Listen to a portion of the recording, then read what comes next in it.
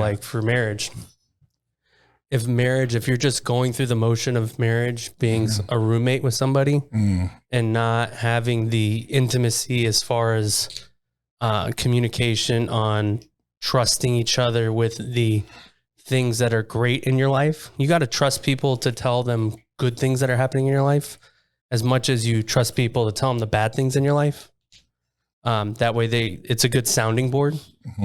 And if you don't have that for the minor things like the breakfast in the morning, the conversation in the meals, the text during the day, how you doing, and the open and honest responses, then it opens up for major things to where, okay, then you can have affair. You can have the phrase, I fell out of love. Nobody has fallen into love. It's a choice you make. Right. Now you can be infatuated and say that's love, but nobody falls in love. Nobody falls out. It's not like this.